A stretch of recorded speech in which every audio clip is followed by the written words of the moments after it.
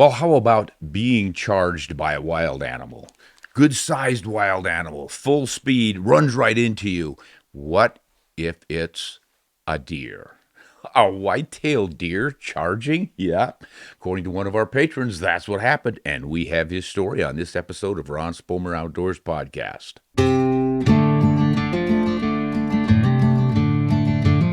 Hey, thanks for joining us, everyone. Yes, deer season is upon us, and we have some wild stories from folks about deer hunts. Not too many of them are wilder than this one. A man who was charged by a white-tailed buck. Let's read his story. This is Lewis from Iowa. And he says, about 7 years ago, I was hunting with my family in Iowa. It was the rifle shotgun season, pretty cold. I don't remember the exact temperature, but it was low and it was windy, so the deer weren't going to be doing much but bedding down. My nephew, brother, sister, and two friends of the family who happened to be a father and son, and I were members of this hunting party. In the morning of the first day of the deer season, we went to our different spots to watch. Our usual plan is to go in before any light and just sit and wait. After a while, we'll start walking to try and find or scare up some deer for the rest of the party. Many times, it's just at legal shooting light, here's when we see the most deer. Sometimes they're within 30 or 50 yards. Well, this particular morning, we didn't see a darned thing. The father and son waited until about 8:30 or so, and then they started walking our direction about a mile away. In Iowa, driven hunting is legal and practiced regularly. But with lots of woods and only two people doing the driving, many deer prefer to just lie down and let the hunters pass, knowing they won't probably get noticed. The usual way of doing a push here is to take 3 or 5 steps and then stop and listen. While you'd think that the people that are having deer driven towards them would have the most shot opportunities, no, this method of stop-and-go hunting seems to create some kind of a psychological effect on the deer, and it makes them lie down and let you get a lot closer. As such, the pushers always seem to get the most shot opportunities, but those are usually at running deer. Well, anyway, they got all the way to the rest of us at about 10:30 or 11 a.m., and the son had gotten a nice little buck on the way, but the rest of us hadn't seen anything. The buck wasn't anything special, but our goal was to fill the freezers, not mount trophies. Slightly discouraged, but not giving up, my nephew and I and my brother decided to walk through a very narrow area of woods between the river and the cornfields on the way back to the car. The weather was extremely brutal, so we concluded that the deer probably were going to bed down, so we were going to just take an early lunch. But if we happened upon a deer on our way back to the trucks, well, then that would be just great, but we really didn't expect it. So off we trot. The rest of the group goes to the edge of the woods and starts walking through the empty cornfields. It's much easier walking there, and the three of us take the hard route through that really thick stuff. Well, the distance from the river to the edge of the public land was about maybe 300 yards wide, but it tapers gradually to its narrow point where the river to the edge of the public land is only about 30 or 40 feet. Coincidentally, this last narrow area is also where it's the thickest.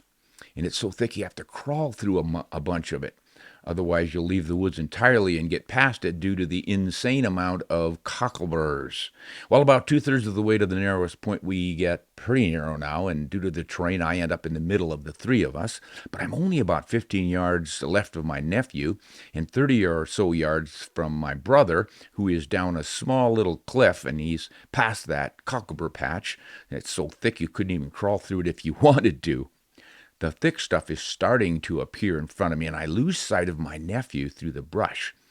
And all of a sudden, I hear him grunt, and then his gun fires, and I hear a thud, and then I hear a second gunshot, and all of a sudden, a 5 or 6 point buck barrels through the brush next to me and runs right into me, knocking me to the ground. Out of some sort of adrenaline rush instinct, I grab a hold of his horns, and I start wrestling. I don't know what's going through my mind, but I knew for some reason I didn't want to let go.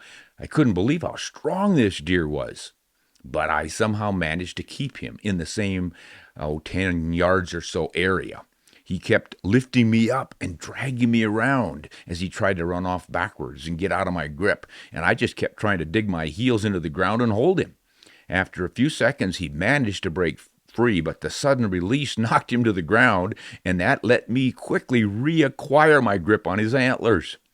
After what was probably only about 20 seconds total from the hit to the conclusion of all this, felt like an eternity to me, he finally weakened and collapsed. He died of his wounds from that first shot. Well, what had happened over there where my nephew shot him? Well, he stepped on the deer. And as it stood up, that deer knocked him off balance and he fell to his rear end. And in mid fall, he held the gun up to the deer's chest and he pulled the trigger. Out of instinct, as the deer started to run off, he quickly aimed from his now seated position and he shot again. Turns out his first shot was lethal and the deer had a ton of powder burns around the bullet entrance hole. The second shot didn't hit anything vital.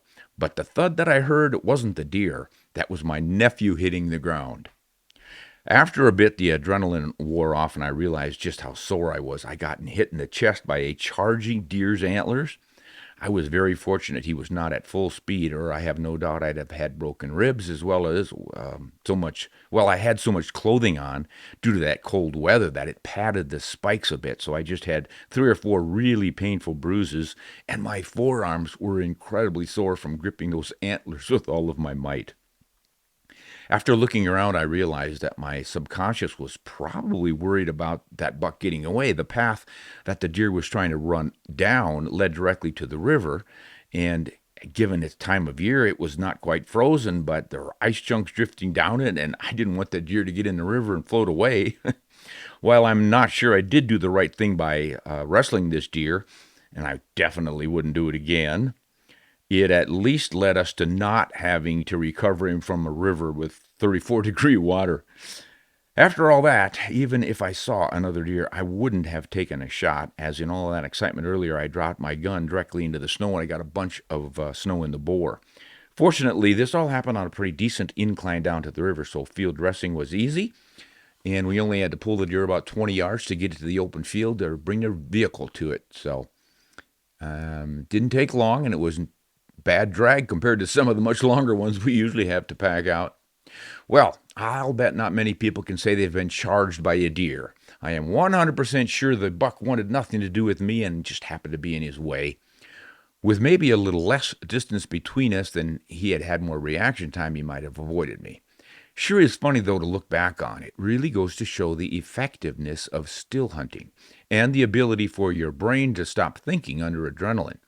For some reason, if you walk continuously, they get spooked up and they run off long before you see them. But if you take those few steps and then stop for several seconds to a minute, you can get so close sometimes you do step on deer.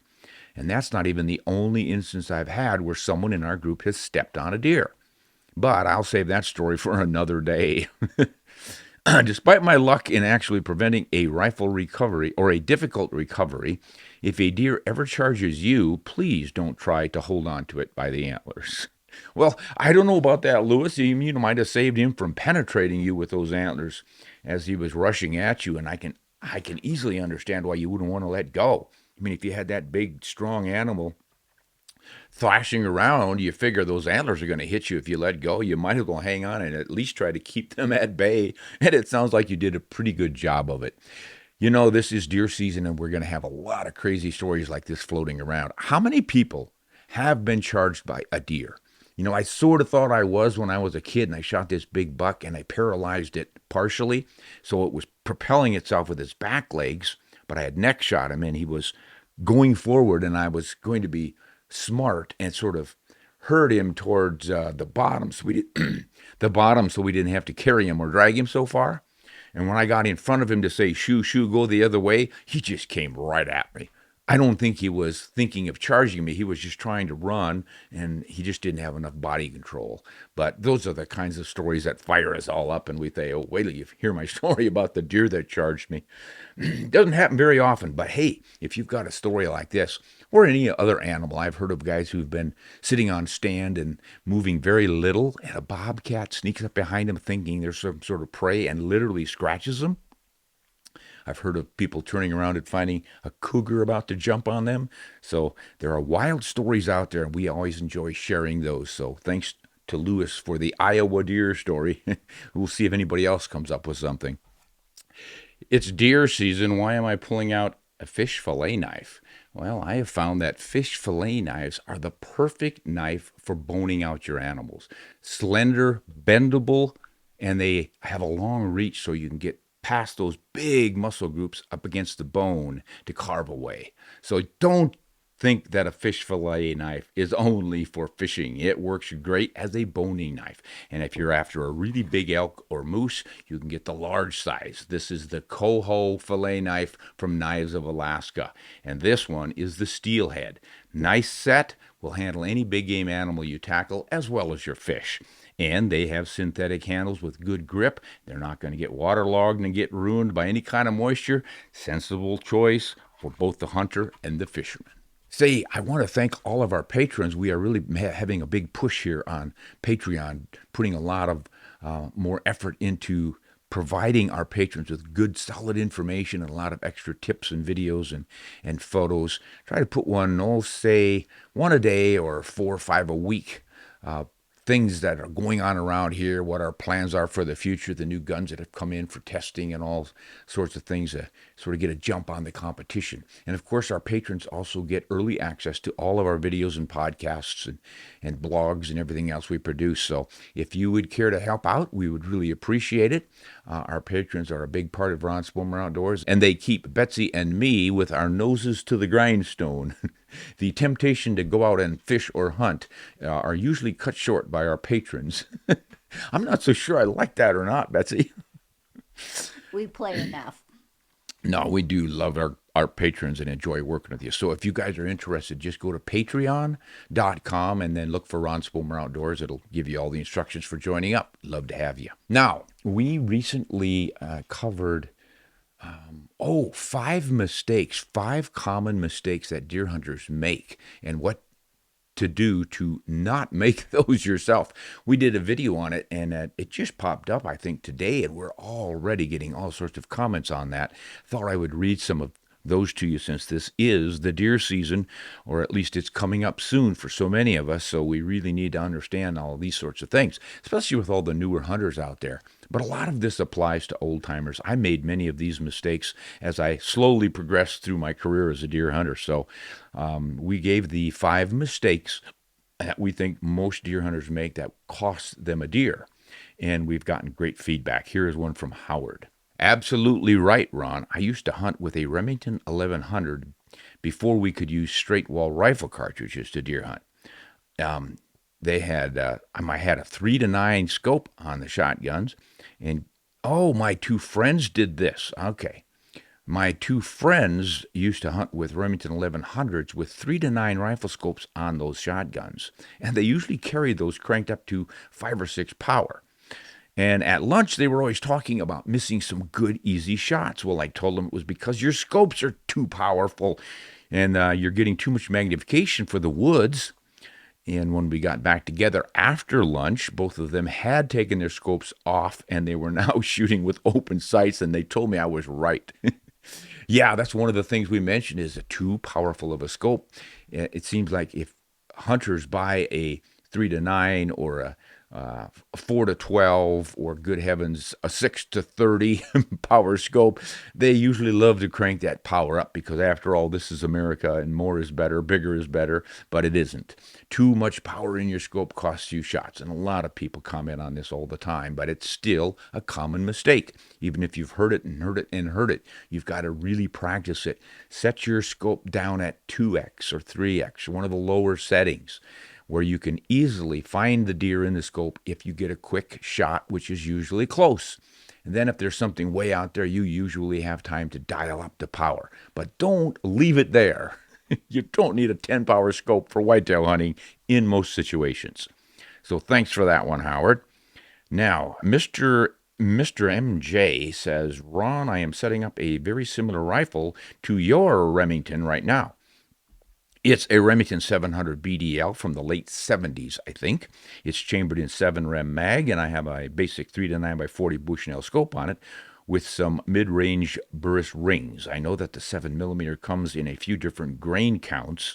I think by that he means the bullet weights.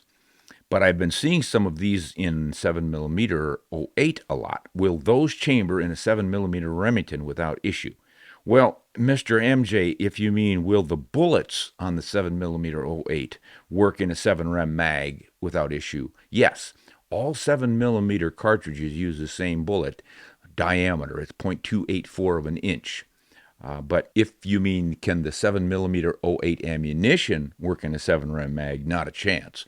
Your cartridge always has to match the chamber of the rifle. 7mm .08 is considerably shorter and narrower. It will just rattle around in the chamber of a 7 rem mag. But I think you mean the bullets, and that's legitimate. Yes, you can use the same bullet sizes. The 7 rem mag will generally shoot the heavier bullets more effectively than the 708 because it has more powder capacity to generate the pressures to drive those bullets fast enough. So Mr. MJ continues, I love this rifle even though I know it's a bit overpowered for a typical game. But elk tickets are a lottery at best here. We do have a few bear and cougar to be aware of. So what would you recommend for something more controllable with less recoil for deer, but punchy enough that if a bear or cat gets too interested, I still have some stopping power? Should I run it down and bring a 120 grain bullet? Or bring the gusto and run the 7 rem mag or a combination of that and a heavier bullet? Maybe keep a few 7 rem mag in the sling holsters and have the 120 grain in the magazine. Now, again, here I think you might be mixing up the cartridges instead of just the bullets. You could have a 120 grain loaded on your 7mm Remington Magnum, but you can't have a 7mm .08 cartridge on your sling and put those in. I think your whole idea here is a little bit off base, so let me keep reading and figure it all out. Keep in mind, theoretically, that you are on a deer hunt and this is a BDL rifle, so dropping the floor plate and then reloading from the 3 rounds in the sling would be possible in an emergency situation. Oh yeah, you're really getting off base here, partner. Mr. MJ, we've got to have a long talk. Let me finish your letter and then we'll get to all of it. Just wondering what options there are for the 7mm and the one-gun hunter. Trying to get some more in the cabinet before our government completely loses its mind. He must be from Canada. A very late bloomer to all of this, and I've heard that you've done some hunting up here in Vancouver Island. Yes, he is Canada. Great place, terrible hunting though. I'd try the mainland if any of your fans are coming up this way. But I heard that you enjoyed your trip to the island, so that's great. We all love our neighbors to the south. Love your show. If you come across this, any direction on the balance for one-gun hunter would be most appreciated. Much thanks for all of the information you've shared over the years. Yeah, I think that clarified it. You are a bit confused about the cartridge. So what you seem to be looking for is a good 7mm cartridge that would work for you, not be too powerful, still be good enough to defend yourself from bears, and you even get some grizzly bears up in that country. I don't think there are many, if any, on Vancouver Island, but if you get to the mainland, there certainly are. So, forget about the 7mm .08 and the 7 rem mag for a second and just consider this. You need to choose one cartridge, and that could be one of those two, or a 280 Remington, or a 280 Ackley Improved, or a 284 Winchester, or a 7mm short action Ultra Magnum, or there are just all kinds of them. My 7mm book might help you sort some of those out. If you order one of these from our website, you can study and read the history on and the ballistic performance of some 60-plus cartridges, all 7mm. So yeah, they can get really confusing. Newcomers are often deeply confused about all these numbers and names and things we have on all of our cartridges. But I think the important first step is to know that each individual cartridge fits into the chamber of a rifle that has been set up for that. You can't go mixing them. The bullets are all going to fit down the same bores, but not the cartridge itself.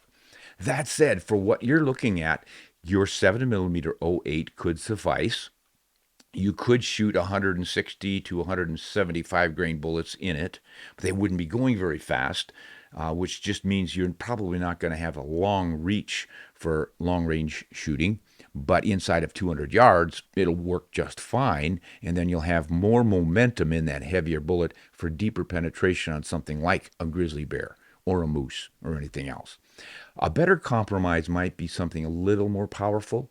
The 708 Remington is kind of at the start of the 7mm in power and velocity.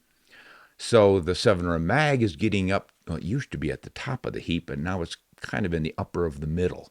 280 Remington would be considered in the middle, 280 Ackley Improved as well, the 7mm SAUM, That's the short action Ultra Mag from Remington, or the 7 millimeter WSM from Winchester, which is just about gone now. It's a great cartridge, but almost nobody bought it. And then there are a lot more along those lines, including some European rounds and whatnot. So you're going to want to pick one that's throwing those 140 grain bullets roughly 3,000 feet per second, somewhere around 29 to 3,100 feet per second.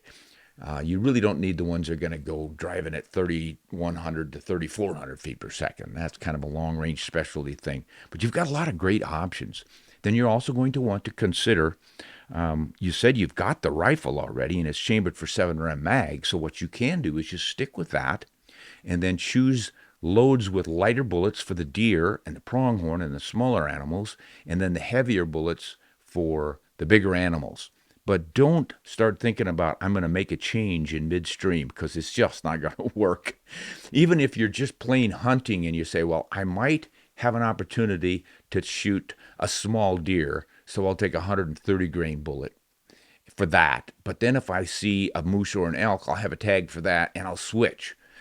You can sometimes pull that off if the animal is far enough away before you see it, and you then stalk it after you've put the right round in. But more often things happen quickly and you fumble and you drop it. You open that trap door, the hinged floor plate on that rifle, and those 3 rounds hit the ground, and you're going to be scrambling in the snow and the mud to try to find them, and you're going to forget to do it in the first place. And while you're doing it, the bear's going to jump on your back and give you a new bite mark. It's just not a good idea. Pick one load, one bullet that's going to work for everything while you're out hunting. If later you decide to hunt for a completely different animal in a different place or something, you can change. So you could say, I'm going to take a 130 grain bullet or 140 grain and go deer hunting, and next month I'm going moose hunting and I'll take a 175 grain bullet. That's the way to do it. So, yeah, I would recommend you check out my book and really start to study all the ballistics and what's going on here, and you'll have a better appreciation for it. But you can do darn well with that 7 mag. I consider it one of the best all-round cartridges for big game in North America. So don't worry too much about having a wrong cartridge already chambered in your rifle. You just need the right bullets. Okay, now here is Barry. He says, I like this emphasis on simplicity. Again, this is the video on the 5 mistakes a hunters make. Development and marketing trends have been going on in the other direction from simplicity, but I think it's very smart to reduce things down to a simple, robust system and eliminate all the optional tactical crap. Yeah, we covered keeping things simple and not having all sorts of adjustments on your scope and your rifle, where the typical hunter that I've watched with these fancy tactical rifles or long range shooting rifles is they want to immediately fold down the bipod when they see a deer, and then they want to adjust the scope parallax and turn the power up, and then consult their phone to find out what your drop trajectory charts are and the windage. And I'm just like, shoot the deer, will you? In most cases, it's an easy distance of the particular load you're shooting, and you just need to concentrate on, there's my target, there's my sight acquisition, nice and steady, squeeze the trigger, get your deer. Not all this other extraneous tactical crap. Now, that isn't to say that tactical devices on rifles are not useful in tactical situations or even long-range precision shooting situations, but they generally don't play well in the excitement of a deer hunt. When Mr. Rocking Chair shows up, you don't need to be fiddling around with your scope. All right. How about William? William says Remington Model 7 in a 7mm 08 with a loopholed 1.5 by 6 scope, shooting 140 grain Nosler boat tails or the Hornady 139 grain boat tail spire point. That has worked without fail for me since 1988 on shots from 30 yards out to 425 yards. There you go. What was I saying about one load, one rifle to cover everything? Little old 7mm 08, and he has been successful with shots as far as 425 yards. And he's not switching around with his bullets or anything else, sticking with either the 140 Nosler or the 139 Hornady. Both about the same exact weight, probably shoot to the same point. Success. Keep it simple, stupid. That's what works for me. I'm stupid, so I keep it simple. Now, here's another one. Good day, Mr. Spomer. This is something Betsy just dredged up. Yes, it was from an email to our website. Oh, comes off the website on our comment section there. Great. Good day, Mr. Spomer. My name is Andrew, and I am from time to time, oh no, from since when I was a little kid, I've read your articles. Oh, you're aging me again here, buddy. No, I appreciate that. I have been writing articles for magazines since 1976. If any of you were not born yet, it was a pretty nice year, centennial, the United States of America, centennial year. And that's when I started writing those articles. So he's been reading those and following my stories all this time. He's now 34 years old. My grandfather and I kept up with all of your work over the years. Well, that is nice. You and your grandpa. I like that. He is a renowned dove hunter in our small circles. Well, I'll bet you he's a heck of a shot. Say hi to him for me. I want to say thank you for all you've done to improve the way people spend time in the woods. Your approach is like a regular person's, not very common these days. The only question I have is how do I set up a great elk or mule deer hunt if I'm unable to afford the big dollar stuff? I'm willing to put in the legwork and stay out in the woods for weeks if I have to. I'm struggling to find a way to afford it. Any advice is appreciated. Thank you for taking the time to read my email. Now it looks like we have, a response here from, this is from Betsy. Betsy wrote him back. Well, Andrew, consider yourself honored. Betsy took the time to write you back. Let's see what she said. Hi, Andrew. I think this would be a great question to answer on our podcast.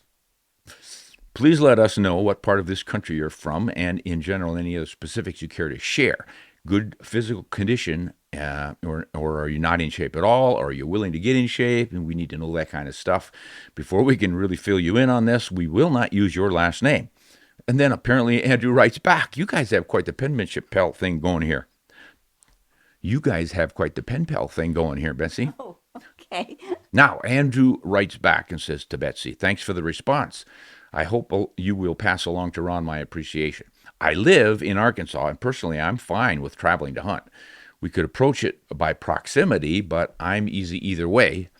I'm in good physical condition. I would only need minor physical prep to get used to some things. For reference, part of my struggle is finding someone who has done it before that can piece it together for me and show me what I'm missing. Okay, I think we need to bring Tate into this conversation, but he's not here. He's out hunting again. Yes, I think that would be a good. Yeah, this really plays into what Tate's doing over at Process-Based Hunter, and that is his elk camp, at which Betsy and I contribute. And what he does is he gets folks like you who want to learn how to hunt elk and just really don't know where to start, and provide 3 days of education on everything, finding a place to hunt, looking at terrain, using maps, using the online maps with your phone to scout, to pre-scout, learning how to recognize good elk habitat, calling elk, understanding why they're bugling and why they're cow calling to one another and all that sort of stuff. And then a lot of shooting in mountain terrain and hiking up and down the steep ridges and getting a feel for it. Tell you what, it's a lot different than Arkansas. So that is one option. Of course, that costs you some money too. But I think it's probably a good investment because if you do it the way I did when I was younger, you spend the money for a non-resident license and all the travel, and you go out and you don't know what you're doing. You end up with no elk anyway. This way, at least you've got a pretty good handle on what to do. So when you do go out with a license in hand, you've got a much better chance for success. And it also gets you out in the West to start to get acclimated to these conditions because it really is quite different from the lowlands. That would be one recommendation. But if you just want to do it yourself, I would recommend you go out to the mountain states where you'd want to elk hunt in the summertime or any other time when you're just taking a vacation, a scouting trip. Drive up into the mountains, consult your maps and all the rest of it, and just look around and get a feel for it. I think one of the big sobering things is discovering how big the mountain country can be. You get up on a high 9,000-foot ridge, for instance, and you look across to the other side and you spot some elk with a spotting scope, and they still look like they're the size of a beetle. And then you look down that hill and then back up the other side and you realize it'd probably take me half a day to get over there to get that elk. Then how am I going to get him back? Reality sets in and you start planning a lot better when you've seen these sorts of things. So do get out into the mountains and familiarize yourself with those. You might find some country that's not as deep and steep and all the rest of it. Then you're going to have to look at, how do you get a tag for that unit? What's the success rate for getting the tag? What is the success rate for hunters who go and do or do not fill their tags? All these things take a lot of study and research, but you can usually get almost all the data you need from each state's fish and game website. They go through great lengths to provide the kind of statistics you need for this. So you can find out where your best chances are, and then you make your play. Of course, you're going to need the right boots and tents and sleeping bags and all the backpacking equipment. We cover that at the elk hunting camps as well. So if you're interested in that hunting camp, just go to processbasedhunter.com. Information should be there for you. And again, if you want to do it yourself, I think there's a few blogs on our site that cover some of this stuff. I've written, what do we have on there now, honey? 400 and some different articles? Over 500. Over 500. So it's a little You difficult. need to put it in a book, Ron. I need to put it in a book. I've got books. I've got articles. I've got thousands and thousands of articles printed over the year. I cannot remember what went where, but I've covered all this stuff one time or another. So, at any rate, more power to you. I mean, we're behind you here. We'd like to help out, but it is really challenging, and what it shows for each person who's doing this is how dedicated you really are. Because there are a lot of hunters who dream of the big Western elk hunt, but when it comes down to reality, or shall I say gravity, they appreciate the gravity of the situation and they decide to be a whitetail hunter and stay home because it does take a lot of work. Do you remember the couple that came to the boot camp and they were from, I think, Florida, and they were going to go elk hunting in Colorado? Yeah. We need to get them on our podcast and Oh, see yeah, how we they should. did. That's right. We were going to see if they got anything. They were pretty gutsy, and we were applauding them that they really were coming into this pretty raw. They had bought the licenses and tags and stuff and really didn't appreciate what they were getting into. And then they're at the camp and going, uh-oh. So they had never been to the area where they were going to hunt. We advised them to get over there and scout it out and all this stuff. But they were young and enthusiastic, and boy, we hoped that they had some great success. Yeah, we need to figure out who that was again and get a hold of them, find out what happened, because they were getting pretty sober by the time they left elk camp when they understood exactly what they were up against. So that's why we always recommend getting out there before you buy the tag and just really getting a good feel for the country. All right, good. Thanks for that, Betsy. Have you got another one off of there? Looks like it. Says, hi, Ron. I have been watching. Oh, this is Nick. I've been watching you on YouTube and enjoying your cartridge history lessons. Well, you're welcome, Nick. Thanks for those. I also enjoyed the rifles on the Rifle Week series. Please keep going with those projects. I'm glad you finally stepped into this century with the Garmin Zero chronograph. I love mine and recommend it to a lot of club members. Yeah, that is a great little device. Garmin, about the size of an old cigarette pack, if I remember what those things were like.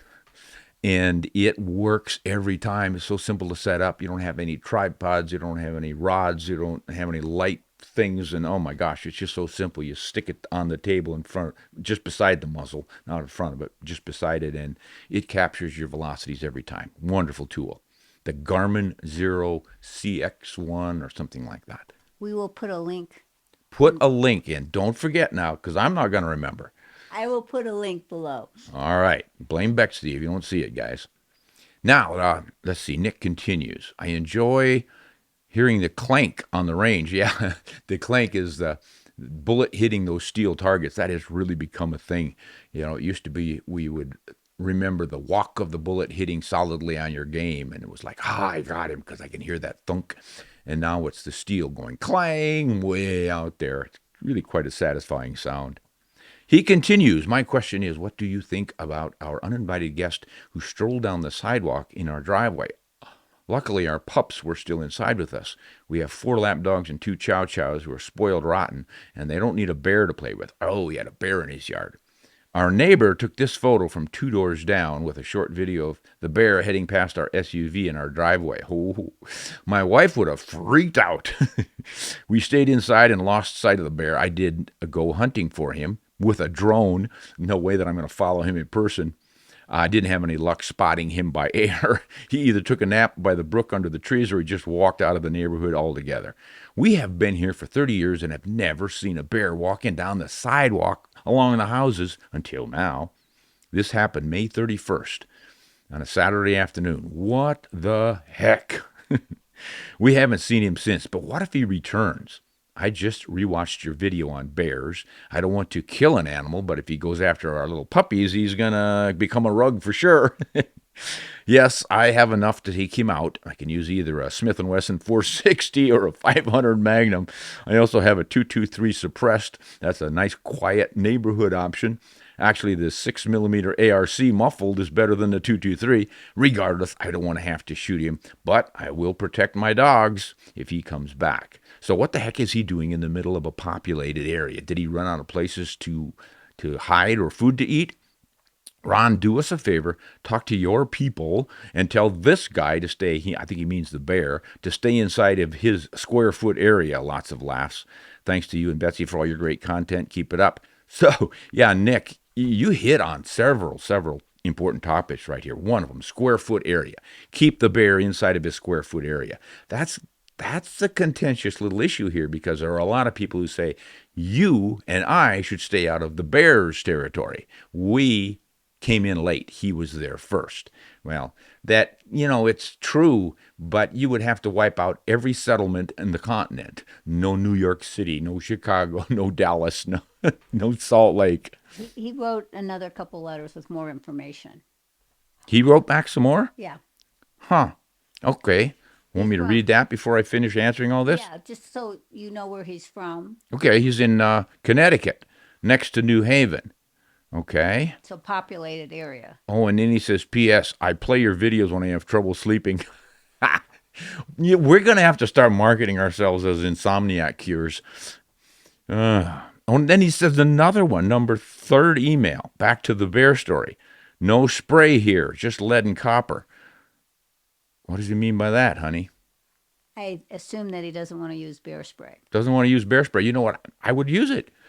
I mean, that stuff could be pretty effective, especially if the bear is right in your yard. You can stand by the door, give him a shot, and retreat back into the house. Something like a dose of hot pepper in the face could train that bear to not hang around. Old Phil Shoemaker, the master guide up in Alaska, says that he can be effective with noise as much as the spray. He's had some success with the bear spray, but he said if he has one of those loud compressed air horns, those really loud things, he says that sound scares these big mean bears because it's just completely out of nowhere. Apparently, it's effective on driving them away. I don't know. Now, what else does he have to say? I feel that the 8.6 is best in this neighborhood should he return and go after my dogs. As far as my wife goes, she's on her own. Lots of laughs. Ooh, yeah, that might. I hope she doesn't fall asleep listening to this one. Believe me, I feel sorry for that bear. He wouldn't last a minute if my wife tries to protect her baby pups. Also, now his wife is probably going to be the bigger threat to the bear. My wife is not afraid of ghosts, and she hunts those, so the bear would be smart to stay away. I'm not kidding. Now he's using CK out CT Sprint. What that's about. It's okay. Just answer. We're hunters of 2 different species, the ones that give goosebumps and raises body hairs. I'm not having trouble sleeping yet. I work 4 to 12, so I'm up until 2 a.m. usually. I'm sure I'll fall asleep listening to one of your videos again. I do like those quality wooden ammo boxes, though I can't remember the website. I'm going to have to search your videos for it. Heavens to Betsy. Thank you for guiding the professor. Betsy, please forward my thanks to the guys and to Covey. She is a cutie. Thank you for the content, especially Covey the Cartridge history lessons. Covey or me? Well, I think he means you're a cutie and Covey's just a dog. I don't know. Maybe his wife would. I don't know how this is going to work out, honey. Okay, you're both cute. Covey and Betsy are the cuties. I'm the bear who needs to be shot. Oh, boy. Oh, he says you have a small wooden display of cartridges on the table. What are they size-wise? It looks good. Adds a nice touch to the video image. Just been hiding behind the books here. There you go. This was made by the same gentleman who makes those boxes, the ammo boxes, and it's Open Range Creations. and he is at openrangecreations.com, somewhere in the Cheyenne, Wyoming area. And he made this up for me as a hope to get some free advertising, and he has gotten it many times over because I think it's really cool. And his boxes are cool too. He's got the cartridge with the bullet and the heads on each one of them labeling what they are. So it goes 223 Remington, 243 Winchester, and then there's no, there's the 220 Swift in there first. So 223, no, gosh, guys, I'm way off. It's a 204 Ruger, 220 Swift, 243 Winchester, 6.5 by 55 Swede. You don't see that one every day. A 270 Winchester, a 7mm Mauser, one of my favorites. A 30-06, of course. Got to have that. Then it looks like we've got a 300 Win Mag here. 264 Win Mag, 7 Rem Mag, and 300 Win Mag. So got 3 of them. Turn it around. Turn them around. You know, I'm so used to this thing being here for years now that I don't even remember what's on it. But what this guy offers is custom jobs like this. If you guys are interested in one of these, just get a hold of John at that address, and he'll ask you what your cartridges are that you want on something like this. You and he can put it all together, and he'll build that for you on a beautiful piece of walnut. He gets most of his walnut as cast-offs or leftover pieces from stock makers. They get a big blank to make a rifle stock, and there are pieces left over that they don't know what to do with. Rather than making them firewood, he makes beautiful things like this. So you might want to check that out. Now, getting back to this whole thing from Nick about the bear in the neighborhood. Why are they there? Yes, it's because humans have built suburbs in bear habitat. And as our bear population has increased, they've come out of the wilderness and they're roaming around because they're omnivores and they're looking for food. And if you have a dry year or a poor berry crop, a lot of the native food isn't available. Dog food on the porch is often available. And gardens and all the rest of the things. So these bears have learned that they can prowl through neighborhoods and find things to eat. And because there are restrictions on hunting seasons and shooting in towns and suburbs and whatnot, they pretty safe to be doing this stuff. So until somebody scares the bejesus out of them, as you said, they're going to continue this as long as they've got food or there's some good reason for them to be there.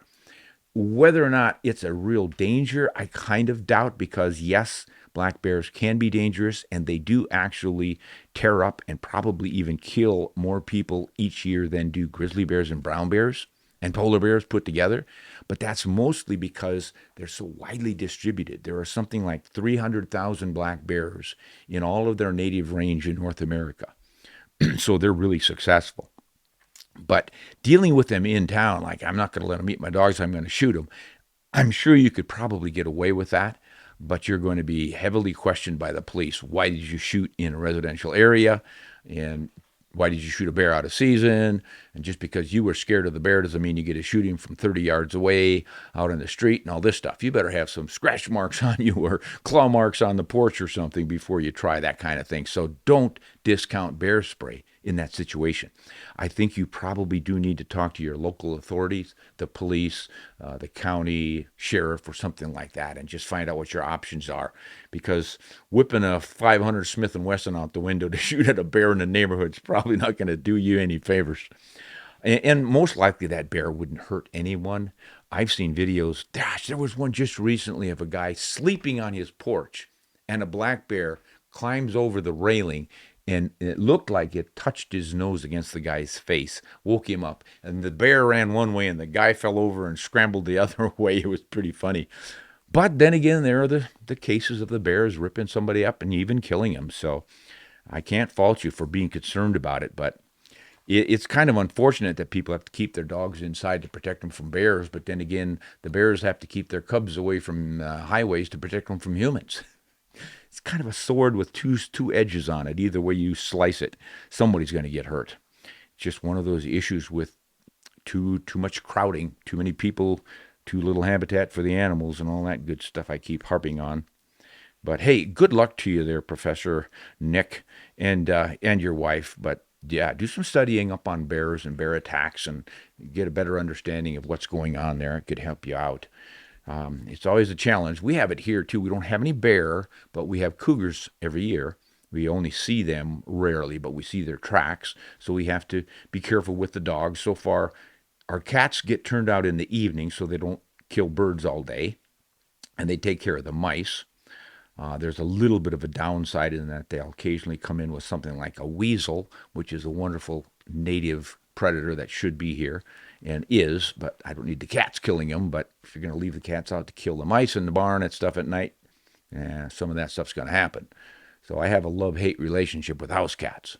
The dogs come in at night. I don't need them outside barking at everything that comes through and possibly being taken by a cougar. Because big and tough as a dog might be, if a cougar gets a drop on him, jig is up. All right. Let's see. We've done the dangerous game hunt. We've done Nick and Rose with their long thing. So now we go to this. Computer. All right. Now, before we get to our surprise answers from Betsy, I want to point out a couple of things that have come in recently. This was sent to us by Moultrie. It's, I guess, their latest trail camera that is powered by the sun. One of the complaints many of us have about trail cameras is all the batteries that they use. So a lot of guys are going to solar, and this one comes complete. The panel is right there. It's already wired in. All you have to do is turn it on, and away you go. I haven't put it out yet because, simple as it seems to be, it still requires getting on your phone and getting an app and uploading it and having a passport and all this stuff I hate. So I'm going to have one of the young guys like Landon figure this thing out for me and put it up. See if we can't record some of those cougars coming through here. But if you guys are into that kind of a thing and you like to see what wildlife is crawling around your place, how many bears are coming up your driveway at night, put up a trail camera, some kind, even a simple one. But Moultrie, I guess, is one of the top brands out there, and we'll see how well this thing does. It'll be kind of fun to find out who is prowling at night while we're sleeping. Now, something else I want to point out is the P.O. Ackley book. This is an old copy. P.O. Ackley was a gunsmith who invented the Ackley improved cartridges. A lot of people ask about those. Well, here's a good chance for you to understand where it all came from. He was active in the 50s and 60s. I think this book was published around 60. And it's been republished several times. This one was binding by Salt Lake City. Somebody did. It's probably a reprint. I'm not sure. But if you snoop around, you can probably find some reprints of this thing. And it's good, useful information. You will learn a little bit of history by what was going on in the 60s and the cartridges that were available. But then you'll also learn that a lot of today's great cartridges, like the 280 Ackley Improved, had already been invented back in the 60s by this gentleman. So, good book to have.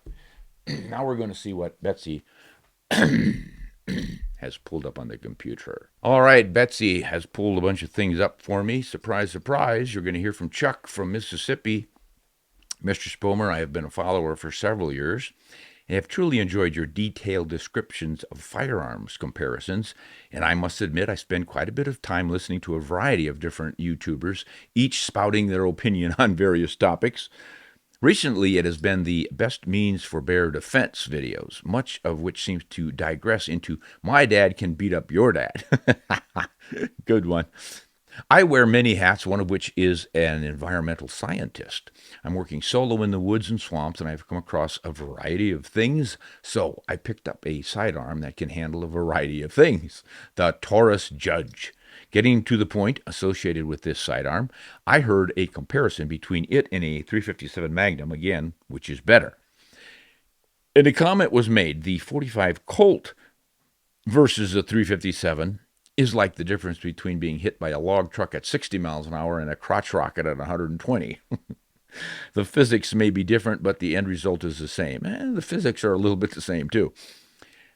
And this begs the question that is missing from all of these comparisons. What is the minimum average threshold needed to perform the task? Yes, you can kill a grizzly with a .22 rimfire, and with a .45-70 is generally considered overkill for squirrel hunting. But whether it is whitetail at 150 yards or a charging bear at 10 yards, what is the correct cartridge? And what are the minimum ballistics to safely and consistently perform the task at hand that you can consistently handle that and repeat the process? Once the threshold has been reached, anything beyond that would provide a similar result. So your recent bear episode mentioned a guide with a 9mm and a hard cast ammo. Killed a bear with 4 shots. However, a .45 ACP with HP, generally considered a more powerful option, may not provide the same performance and results. Could you assist in this? Chuck, many thanks. Yeah, Chuck. This is why there are so many YouTubers and so many videos on which is the best sidearm and cartridge and whatnot for bears, because it's constantly argued this way and that. But the I think at the heart of it that most of us will agree on is that you need not flat trajectory and wind deflection ability of the bullet and high BCs and all this stuff. You need a big bullet that is going to carry momentum and penetrate deeply. Thus, the caliber over velocity argument. 357, 9 millimeter, pretty small. 10 millimeter, that's a 40 caliber, a little bigger. 44 Magnum, bigger yet. 454, more power behind it. 45 Colt, not as much power, but a little bit bigger bullet. 500 Smith & Wesson, huge bullet, but who can control the handgun and who wants to carry that 6-pound monster around anyway? You might as well have a rifle. All these arguments. The point is, can you get the bullet into the vital area that will stop the bear or the cougar or whatever? And obviously, there's a big difference between penetrating to the vitals of a cougar versus a brown bear. You in the area you're working, it sounds like you're probably looking at black bears, maybe a cougar now and then or something. More often, probably raccoons and skunks, well, for which just about anything would do. But what that 9 millimeter bear story that you're referencing is about was the master bear hunting guide in Alaska, Phil Shoemaker. He's the real deal. He has been up there since he got out of the Vietnam War way back in the 70s. And he and his wife raised 2 kids up there, and they guide hunters, and they're the real deal.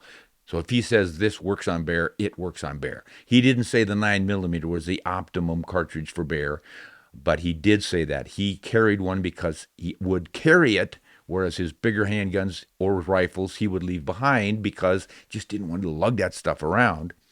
And he knew this area and the bears in it year after year after year. He knows these bears from when they're cubs as they grow up, has a pretty good idea of which ones are aggressive and which ones aren't and all the rest of it. And he was just going to a little local spot to fish where he knew the bears and he didn't really think he needed anything big. Turned out he just had a bear that got up on the wrong side of the bed that morning. And it charged, stood right over his clients looking for him in the tall grass. And he knew he had to protect his clients. And all he had was that 9 millimeter. But he had done a bunch of research shooting a 147 grade hard cast bullet. That means it is going to penetrate because it is hard. It's not going to break up. And it's got a little more oomph in it than the usual. You don't want to shoot them every day in your 9 millimeter. But boy, when it comes time to penetrate on a bear, you've got it. And he knows where to shoot the darn thing. It's standing within spitting distance, broadside, and he puts it right behind your shoulder for a heart shot. 1, 2, 3, 4. I think he gave it 1 as it was running away until he realized, why am I shooting it in the butt? A, it's not going to help, and B, I wanted to run away. So the bear ran off a ways and fell over dead because his heart had been penetrated by those little 9 millimeter bullets, 35 caliber. Wow. 357 can do almost the same thing. As the 10 millimeter, not the 9, I'm sorry. That the 57 is more powerful than the 9, but it's close to the 10 millimeter. So you got one in an autoloader, one in a revolver, and then you get arguments about which one of those works the best, et cetera, et cetera. For what you're doing down there, I think a 357 is more than enough. 10 millimeter would also be more than enough. And you really even don't have to worry about the bullets so much. You don't have to have those big, heavy, hard cast bullets. But I don't think you need a 45 or a 44 Magnum even for what you're going to be up against. Now, the exception might be a big black bear.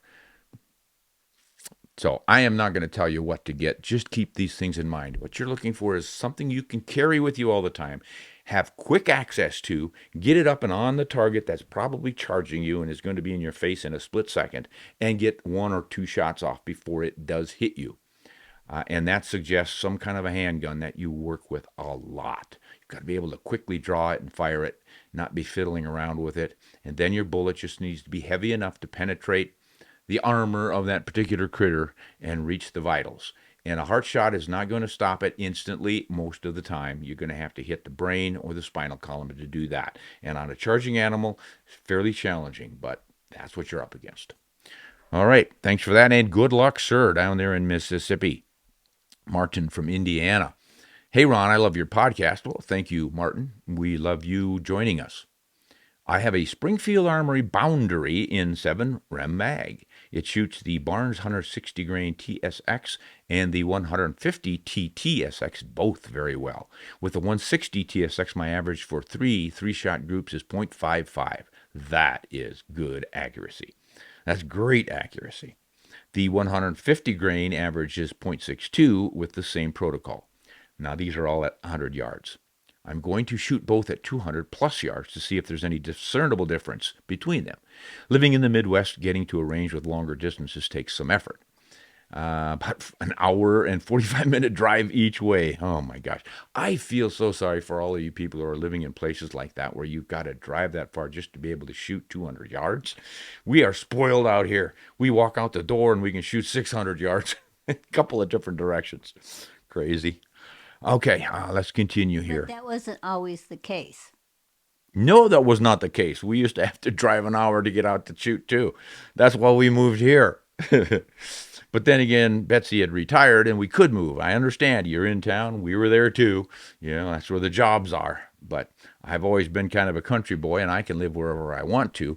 I deferred to Her Highness as to where we were going to live while she was pursuing her career as a life flight helicopter nurse, saving everybody else's lives when they went into the woods without the right handgun. Hey, honey, did you ever have to rescue somebody who had been ripped, scratched, bitten, clawed by a bear or a cougar or anything? Cougar. Really? Had a cougar incident, huh? Yes, we had Well, cougar. we're gonna interview Betsy on the cougar attack. Nurse saves cougar victim. No, No? it was more drama than really being hurt. But Oh, more dramatic than actually ripped up. yeah. Darn it. Well, let's get back to poor Martin in Indiana. He's waiting for some answers here. So he's finally found his. Well, he's going to reach the range eventually if he drives long enough. And then he's going to see how well it groups because he wants to take these loads on an elk hunt. I'm going to use this gun for elk hunting. I'm not a long range shooter and will want to keep my shots under 400 yards, which I consider long range. I do too. Do you have a preference between these two bullets for my intended purpose? Also, thanks to you and Joseph, I'm a big 280 AI fan. I have a Kimber 84L that shoots a Nosler 160 grain AccuBonds. Fantastic. I shot a whitetail with it last season and it worked terrific. For your information, I am shooting factory ammo in that. Thanks for the help. Yeah, Martin, I had one of those and I stupidly sold it to a buddy of mine. Dang, that thing would shoot sub half MOA with factory ammunition. What a rifle. Man, should have kept that one. But my buddy loves it, and he's younger than I am. He's still got to accomplish a bunch of things I've already done, so we'll let him have fun with that one. Now, I don't have any preference on either one of those bullets. You know, some people will say, "Oh boy, for an elk, you better use the heavier bullet. You're barely going to squeak by with a 160. You should have at least a 180 or a 200. Maybe better shoot a 300 Winchester Magnum. No, all that. No, you'll do just fine. Your 7 Rem Mag with either bullet. I've taken elk with 162 grain bullets. I've taken them with 139 grain LRX bullets. One shot and that elk was essentially dead. He turned around, held his leg up because it was broken, and he started wobbling. And just to be safe, I shot him again because one always shoots elk until they're down. You just, every once in a while, something weird happens and he disappears over a little rise and you think he's going to be lying there and he's gone. So keep shooting. But those bullets will all do the trick on an elk. Use whichever one you like to shoot the best. Okay, Jason from Arizona. Kind sir. Well, thank you, sir. I love your podcasts, your posts, and your knowledge. This is my first year of black bear hunting. I thought I would use my 30-06, but I've been watching YouTube, and it appears that many of these people are shooting bears 3 or 4 times. Is a 270 WSM a better choice? Thanks for all you do and for preserving the outdoors and for all your recommendations. Well, you're quite welcome, Jason. No, don't get flustered by these crazy ideas that people throw out there about shooting bears 3 or 4 times. Yeah, you might shoot them 3 or 4 times with a 375 H&H if you don't put the bullet in the right place or give him enough time to react to that hit. I mean, I remember one time I shot an elk with a 180 grain bullet out of a 300. It was not the 300 Win Mag. It was the 300 short action Ultra Magnum from Remington. And I shot this elk right in the chest. He showed no signs of a hit, so I thought I missed. I had borrowed that rifle and didn't zero it, just trusted the person I borrowed it from like a half hour before I went up to shoot that thing. And so I thought, well, maybe it's shooting a little high. Let's aim a little lower. So I did that. Still no response. So maybe it's shooting a little low. I'll aim a little higher. I kept all my shots on the chest, but I was varying them just in case. Then I decided one of them maybe needed to be further right because it was maybe shooting a little to the left. Put a third shot in him. It wasn't until my fourth shot that the elk finally said, "Hey, you're hitting me." And he didn't speak those words, but I could see he was wobbling a little bit. So I thought at least one of them got in. And before I could shove more rounds into this rifle, he fell over and started rolling down the hill. I've told this story many times about how I literally had to jump out of the way to keep from getting rolled up. And as he came down with his beautiful 6x6 antlers whacking the ground, by the time he stopped, he was a 3x6. The rest of it had broken up, but the meat was still in great shape. And the one antler literally slammed into a broken stump. I don't know, the stump was probably a foot across. And it was raggedly breaking off, and that antler came vertically down into that stump so hard that it spread open and then clamped shut on the antler and held that big old bull down that steep mountain slope. Perfect position for dressing him out. The point is, though, that bullet didn't show when I shot that elk 3 or 4 times. Same thing can happen with a bear or anything else you shoot.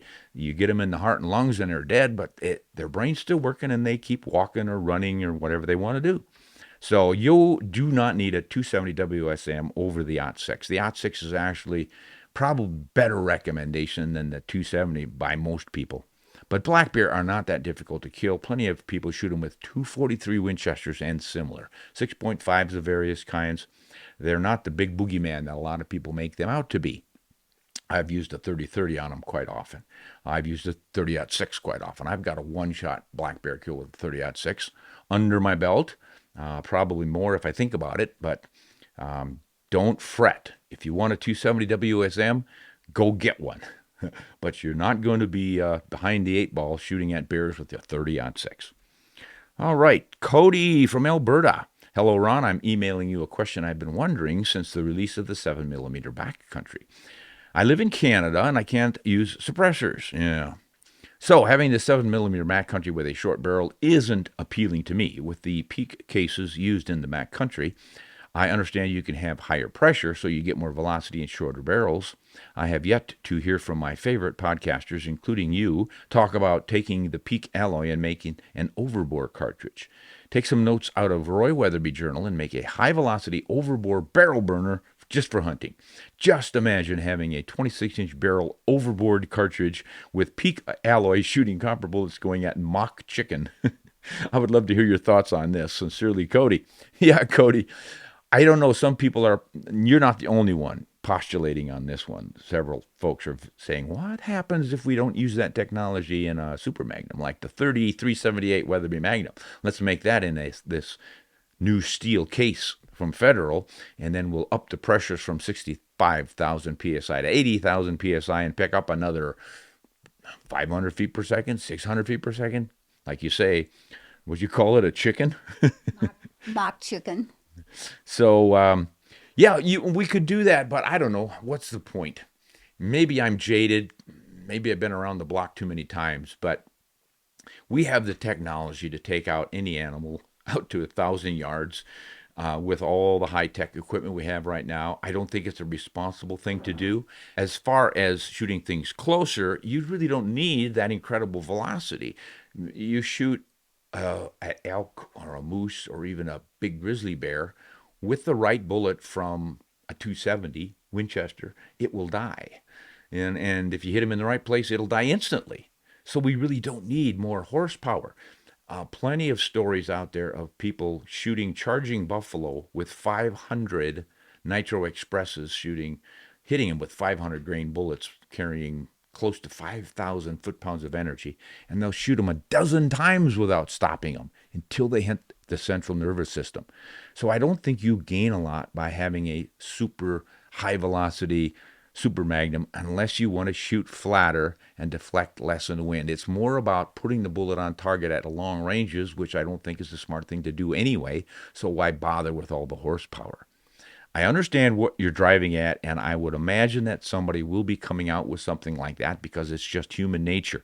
We are always trying to improve everything and anything about our cartridges and rifles, whether we need it or not.